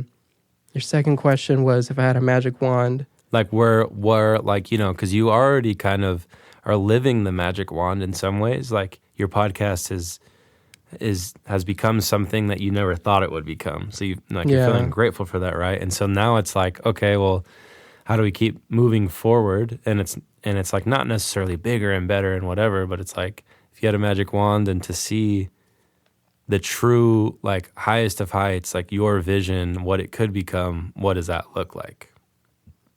I would eventually love to interview my musical heroes at some point. Mm-hmm. Jamie Miller, I'm like 90% there with him and his management. I'm so close and it's going to happen.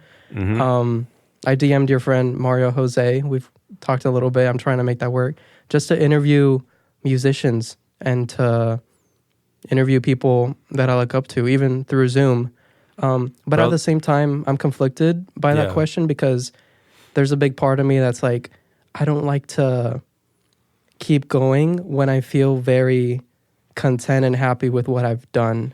Yeah. So to explain that a little bit more, like, I have the next 2 seasons planned, but I'm very happy with everyone that I've recorded with, all the episodes I've done. And there's only a little bit more for me to do, but I'm completely okay with just putting it on pause or ending it and focusing on another thing. Like, I've been writing this book for like 2 years that I really want to finish and put it out. And I really want to sing again and do videos. I feel like I've improved tremendously. So at the same time, I'm getting to the point where I want to put it on pause for a little bit. Okay. And focus on something else that's artistic. Yeah. Nice, man. Yeah. But there's a little bit more for me to do. I want to do a whole season for family members. I haven't interviewed a single family member. And there's a lot of them that mean a lot to me and that have stories to tell. So I'm excited to do that. I think that's cool too, because like as you get older, you'll like love that you had these moments, you know. Yeah. That would be like really special to have that. And I think That's really cool that you've been persistent with Jamie. You know, this episode might help that, you know, seeing just like the kind of clickbait of like, you know, just take advantage of it. It's like posting that like John sang with Ed Sheeran. That is like, to me, you post that and like whatever, that's like, that's crazy. And so that could help, you know, that's like one of those things that just like people are triggered by that. And so I hope that gets you a few more percentages closer to him. Yes. Yeah. And I can tell, you know, if you ever want me to tag him or help, let me know. Yeah. Oh, thank you. Yeah. I love it. He knows who I am now. Mm-hmm. Yeah. You went to his like meet and greet or the. He invited me. Mm-hmm. I was like, yes, I'm going to LA. Are you kidding? That's so cool. There's the third part to your question. Yeah. And so, where do you want to see this in a year? I know you kind of like semi-answered it. You're going to put it on pause. Yeah. So where would you want to see it in a year, I guess? Season 7 will probably be early next year of The Family. Mm-hmm. And then season 8 is my lucky number. It's my favorite number.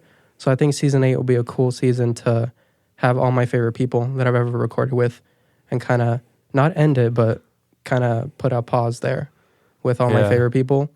And then we can just kind of stop. You should do one with me and Gabe at the same time. Oh, I'd love to. You know how chaotic that'd be? Bro, it would be nuts. I love that. Yeah, it'd be like one of us is like on a green screen roller coaster and he'd be like, all right, Gabe Coaster here, you guys. So Yoel and John have to do a podcast while I am spraying them with tingly Teds. Like, I don't know, it'd be like ridiculous. I also really, really, really want to sing Spark with you one day. Like, I really want to. I love that song. I had never told you, but we were literally on a road trip to Lake Tahoe, and I was still learning your music and still new to your catalog, and I heard Spark, and I'm like, no way, this is him. And I listened to it like 8 times without stopping. Wow, and Spark means a lot to me. Like, everything. All the production, everything you added to it, your voice. Thanks, man. I love Spark. I love that song too. You know, that song is like my castle on the hill. Like it has, you know what I'm saying? Yeah, it's like that song. That's I think that's my brother's favorite song. Yeah, man, that means a lot. You know, let's just say it here. Season 8, Jamie Miller. Season 8, Jamie Miller. Just do it. Yeah, you think so? Yeah, why not? What's the worst that could happen? Yeah. The worst that could happen is you said Season 8, Jamie Miller, and it doesn't happen. And you have this clip. You have this clip that you can post. Let's say it together. 1, 2, 3. Season 8, Jamie Miller. Boom. All right. We're putting it out there. We are? Yeah. He's doing a show in Oakland in November. I messaged the managers, the management, him. I'm like, I'll go to the venue early. I'll go to the hotel. We could do a Zoom link, be in person. We could do it in the street, whatever. Just like half an hour of your time. That's all I need. Yeah. So proud of you, man. So proud of you. Yeah. It's awesome. Thank you. Mm-hmm. Let's wrap up. Cool. We're good? Yeah, we're good. Yeah. Thank you guys so much for listening to Confabulate. I really appreciate it. Thank you to John Turri for taking the time out of his busy schedule. It took some time, but I'm so happy with this. I can't believe it. And you guys are going to freak when you listen to this. It's going to be crazy. Thank you so much. Thank you, John. Yeah, man. It's a pleasure. Love it. Just got in from the west. See y'all next week. Bye. I never thought I'd leave LA. How about a round trip? Got a feeling my heart is on a one-way. Just then we lock eyes. Slow motion and sparks fly. Are they falling for you? Do you feel them too? I see it in my head, I see it in my mind, I see the rest of my life. They'll be screaming yellow at the top of our lungs. Driving way too fast down our way home. I don't really care cause I'm falling in love. And I just knew you just sweeter than sangria on a Friday night. Dancing with Selena with the look in your eyes. Strangers all around and they can see that I just knew you just felt like war. Oh, oh, yeah, I just knew you, I just knew. Oh, oh, oh, yeah, I just knew you, I just knew. You answer all of my questions without me having to ask them. Did we meet in the past life? And could you be my wife? 3 hours ahead, yeah, but I can see the next 10 years. Can you believe it's the first time that I'll be holding you so tight? I can do this forever, I can see us together.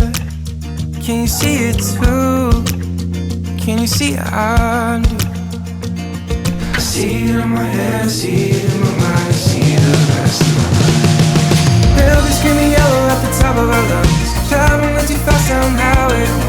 I don't really care, cause I'm falling in love, and I just knew, yeah, just sweeter than sangria on a Friday night, dancing to Selena with the look in your eyes. Strangers all around and they can see that I just knew, yeah, just feel like more.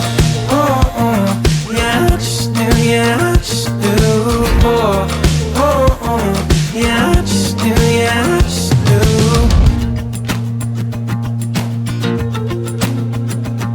From morning till evening, we'll never lose this feeling. From sunrise to sunset, it's always like we first met. From morning till evening, we'll never lose this feeling. From sunrise to sunset, it's always like we first met. They'll be screaming yellow at the top of our lungs, driving way too fast down that way. I don't really care, cause I'm falling in love, and I just knew, yeah, just sweeter than sangria on a Friday night, dancing to Selena with the look in your eyes. Strangers all around and they can see that I just knew, yeah, just I see it in my head, I see it in my mind, I see the rest of my life. They'll be screaming yellow at the top of our lungs, driving way too fast down the highway. I don't really care, cause I'm falling in love, and I just knew, yeah, just sweeter than sangria on a Friday night, dancing to Selena with the look in your eyes. Strangers all